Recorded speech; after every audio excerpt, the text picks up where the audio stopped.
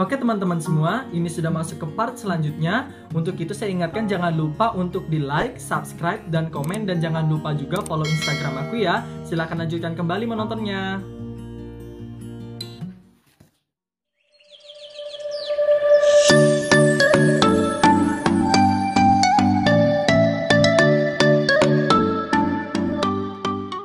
Kita semua menggunakan media sosial yang ada atau cara-cara yang kita memang perlukan secara benar untuk mengkritik pemerintah. Memang harus kita mengkritik pemerintah untuk terciptanya good governance. Oke teman-teman semua, mohon diikutin itu ya.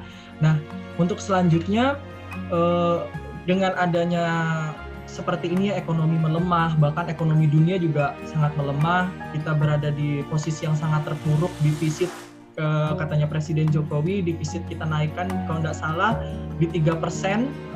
Jadi sangat-sangat terpuruk perekonomian kita di Indonesia saat ini dengan banyaknya ada pemutusan hubungan kerja atau PHK.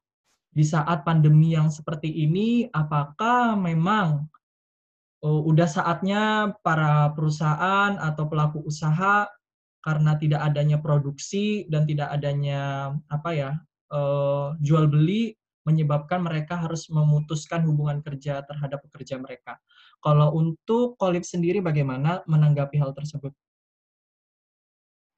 Kalau aku dari lihat ya, memang ada dilematis di sini. Di sisi lain kita ya memang gimana kita mikirkan masalah pekerja yang di PHK, di mana juga kita mikir juga dari sudut pandang korporat atau perusahaan itu sendiri, gimana cara mereka buat menyelamatkan perusahaannya.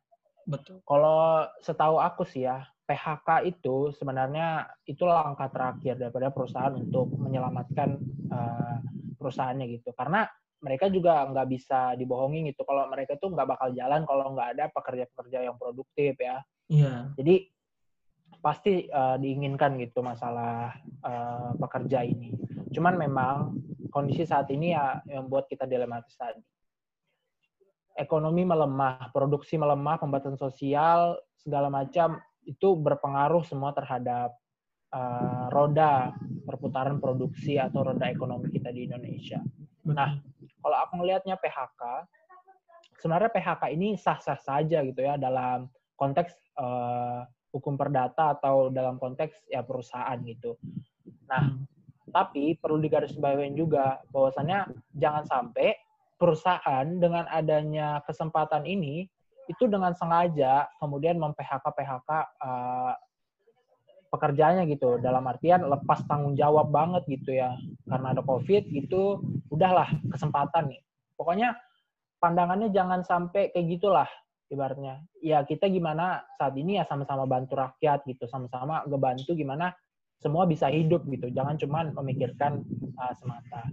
Dan kalau aku lihat ya, memang PHK itu memang sudah ada mekanismenya gitu, gimana ngasih pesangon segala macam, ngasih uang atau gimana, dan itu yang harus dijalankan menurut aku, gimana walaupun memang secara terpaksa gitu ya perusahaan memutuskan hubungan kerja, tapi di sisi lain tetap harus ada pemenuhan hak daripada pekerja itu sendiri.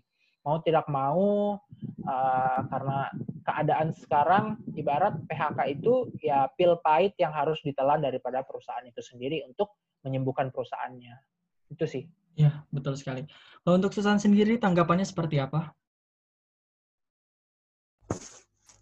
Nah, bener nih kata Kolib, lagi-lagi Kolib ini kayaknya master of everything gitu. Iya, luar biasa memang. Tidak salah kita Nggak mengundang dia. Jadi ya benar banget, banyak banget artikel-artikel yang mengutarakan bahwa misalnya ini tuh kesempatannya perusahaan untuk memecat massal. Ya kan, tapi perlu kita pahami juga gitu. Kita harus memandang dari kacamata perusahaan juga gitu. Gimana cara mereka akan menggaji para karyawannya apabila tidak ada pemasokan gitu kan. Nah, sebenarnya yang agak disayangkan di sini beberapa perusahaan mem-PHK tanpa ada surat pendahulu gitu kan. Biasanya ada suratnya dulu kalau misalnya akan melakukan PHK gitu. Seenggaknya mereka punya mental yang udah cukup kuat gitu loh. Iya. Ya nggak sih? Jadi dia sudah memikirkan jauh gitu. Oh, jadi aku harus menyiapkan apa, harus me, apa ya, melakukan apa untuk menghasilkan uang gitu loh.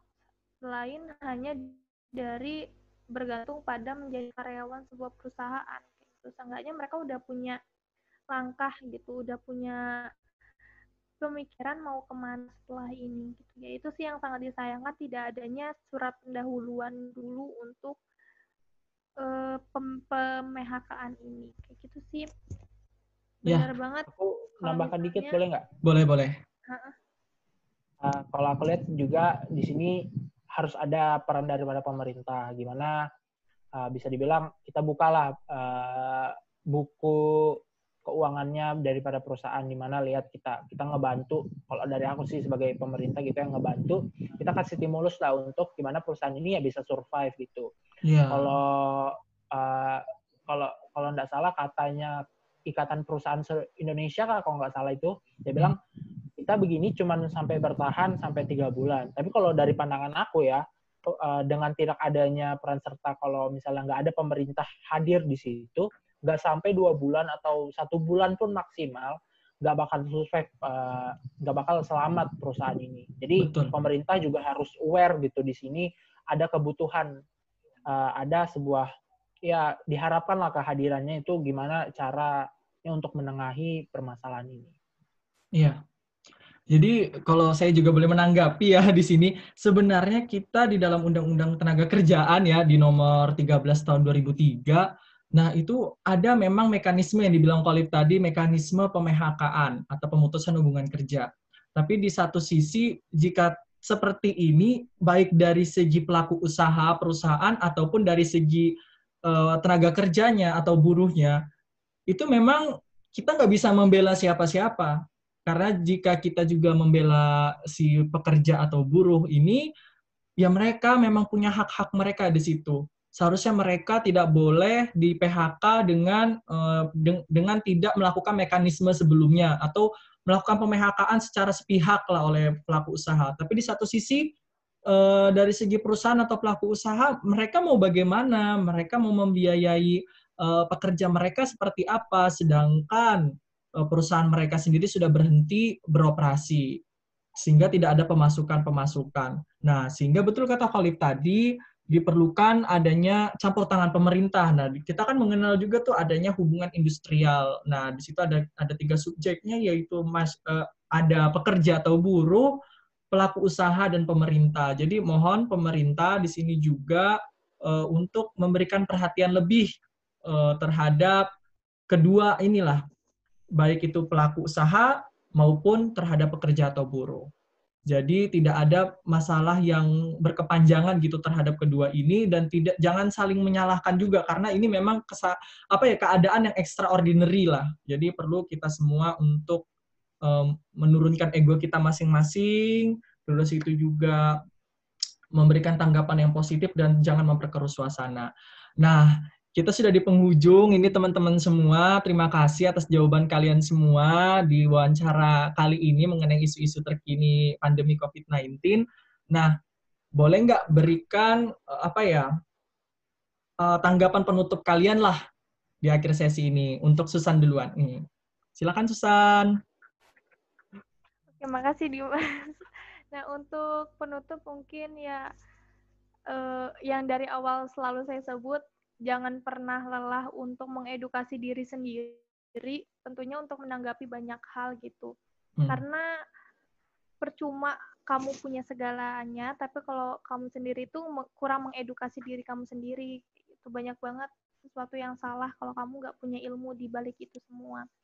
Betul. Itu sih, dan jangan lupa cuci tangan, makan yang cukup, jangan lupa berjemur juga, dan bangun tepat waktu itu penting banget. Olahraga juga, karena badan kita pasti lemes banget kalau misalnya cuma di atas kasur doang. Betul. Itu deh. Makasih banyak untuk Dimas.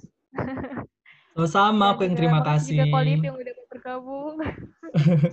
Pokoknya Untuk makasih Khalif banget untuk diskusi kali ini. Okay. Ya, sama-sama Susan. Untuk Khalif, tanggapannya? kalau dari aku, kita sebagai mahasiswa harus mengkritisi segala sesuatu. Kedepankan logika daripada emosi. Kita harus menilai sesuatu secara objektif.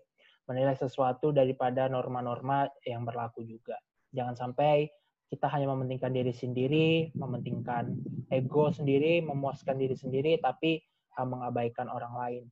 Dalam penanganan COVID-19 ini, kita nggak perlu lebay, tapi juga kita nggak perlu abai. Jangan sampai abai. Harus bertindak secara proporsional, bertindak semestinya. Dan untuk teman-teman, tetap jaga kesehatan dan perbanyak produktivitas walaupun kegiatan kita di rumah.